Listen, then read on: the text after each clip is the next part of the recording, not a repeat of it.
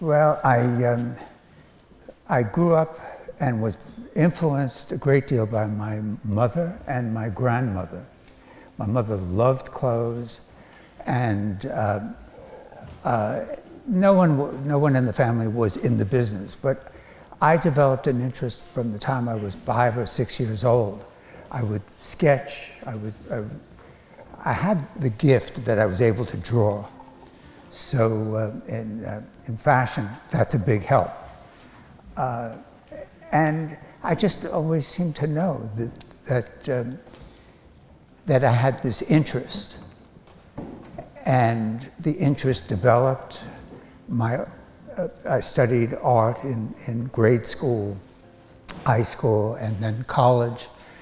But I was always gearing myself to not be a painter or a sculptor, but to work with a team of people, collaborate, and create. Well, I was ambitious, and I knew from a young age that I would probably want to have an establishment of my own, rather than just a job. I thought I had something to say, and I thought the way that I could say it was if I was in control of the company. And so I figured out a way to do it with very little money. And I was on a job. I convinced people who made patterns and who would sew up clothes to work for me at night and on the weekends. And this little man who was the sample tailor, fantastic fellow, he had a sewing machine in his daughter's bedroom, and he would sew up the clothes that I had sketched, and someone else made a pattern. That person lived in a different location. I'd buy the fabric, they would cut the fabric. I ended up with 6 samples and ready to resign my job when they fired me, because they found out that that's what I was doing. So I figured out a way to do this inexpensively. And that's one thing that's great about fashion. You can start off really small. If you have an idea, if you have something in mind that's different than what's out there,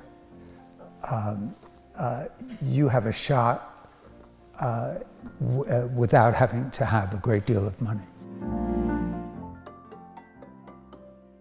J'ai fait un choix très jeune à cause justement de ce que ma famille a pu m'apporter. J'ai perdu mon père, j'étais très jeune puisque j'avais 2 ans, donc on s'est rapproché de notre famille qui habitait Beauvais, beaucoup plus artistes, peintres, sculpteurs, collectionneurs. Mon grand-père maternel était administrateur des Gobelins et de Beauvais. Il achetait des costumes, des vêtements, des coiffures, des drapeaux. Il avait toutes sortes de choses intéressantes au point de vue matière. Et c'est là où j'ai, si vous voulez, découvert mon intérêt, aussi bien aux mousselines qu'aux broderies, qu'aux dentelles.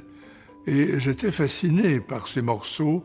Alors je demandais à ma grand-mère, voilà, est-ce que j'ai le droit, vu mes notes et vu ma sagesse, j'ai le droit à avoir quelques beaux tissus. Et cet héritage que j'ai eu la chance de consulter, ça a été une grande influence. C'était, si vous voulez, ma récompense et ma satisfaction. Je dessinais des silhouettes de mode. Mes cousines faisaient leurs robes. Quand elles avaient choisi un patron ou 2 dans des magazines de mode, je tombais sur le magazine que j'emportais en cachette presque pour regarder les autres modèles. Ça vous apportait un petit peu de l'air de Paris, si je peux dire ça, et une sensation de découverte d'une mode à cette époque. It was very simple. I only wanted one thing, to get out of there and to be grown up. I hated to be a child. That's why I could speak English, German and French when I was 6. No, I had a nice childhood in a period when the world was not that great. There is nothing I can say against. I'm not still recovering from an unhappy childhood. No, everything was perfect. I never played with children. I only was sketching and reading And it was also in a country, I stayed quite isolated. No, I didn't even have anything to do with my sister and half-sister. I always was isolated from the rest. I was on the best of terms with my father, and even better terms with my mother, who thought it was perfect like this, as long as I was not creating trouble. My father had offices in Paris, so the whole thing was easy, even in those years for me. And then one day in the street, I saw a huge poster for a contest from the International Wool Fashion Office, what was a then very important Australian organization. So the poster was a sketch from Goriot, and the poster said, send a sketch of a suit, of a dress, of a coat, something done in wool. So I made a few sketches, sent them, got them, and 6 months later I got a telegram, because in those days you got telegrams, saying you won the first prize for the coat, and there were 200,000 people in the world who had done this thing. I mean, and then the coat was made by Balmain, what was a quite very successful house then, and he asked me if I didn't want to enter a studio. The first time I saw a fantastic movie that changed my mind and my life was, I was about 11. I shouldn't have gone to the séance because it was like for people, all the people. I was 11, but I was with my nanny, with the lady who took care of my sister and I, and we got through. It was Saturday afternoon, and it was Censor by Visconti.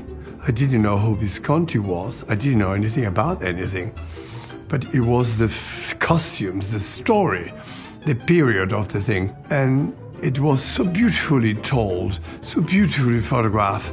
The costumes of Piero Tosi, the music of the period. It was a scene that I never forget. It was at La Fenice in Venice, the old Fenice before burned and all that, but the real one, with Aldi Davalli, beautiful woman, things that I used to like, still like them now, for instance. I mean, you know, visually I'm just exactly the same as I was 40 years ago. I still like the same things, the same building, the same people, the same beauty. I didn't know what I wanted to be. I would have loved to have been a movie star and think I was handsome enough. You know, But you thought about it. Yeah, I like that. I thought that was great and cool, and I'd have lots of girlfriends. But I think after that passed, I never really went to Hollywood to try to do anything like that. But I was very influenced by movies.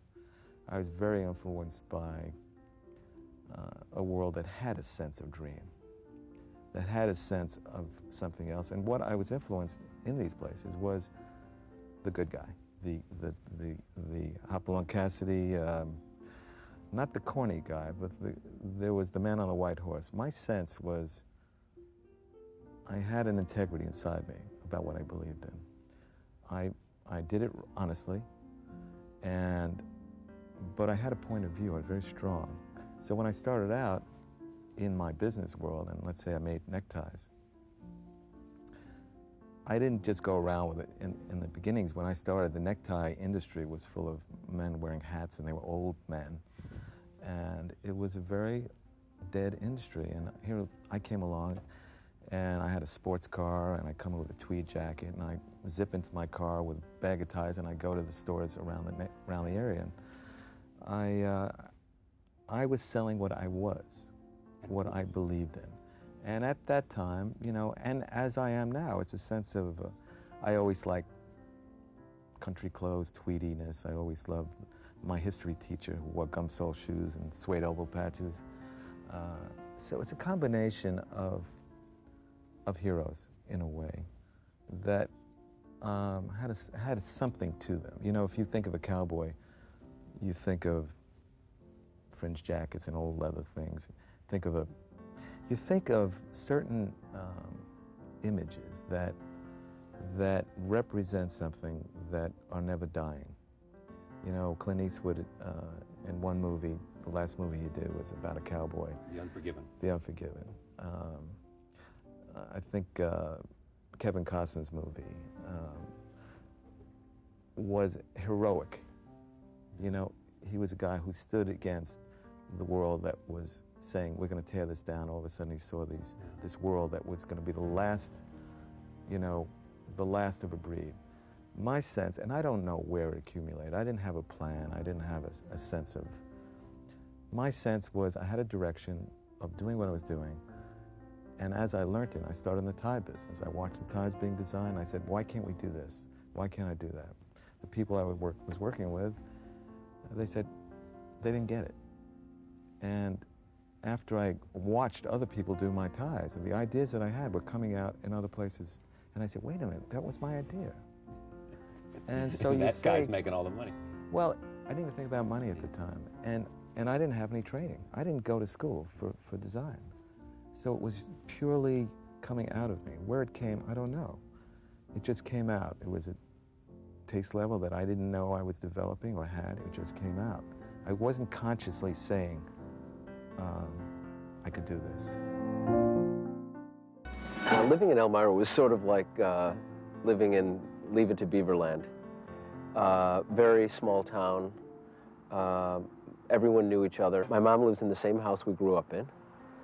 That house has 5 bedrooms. We had 9 children.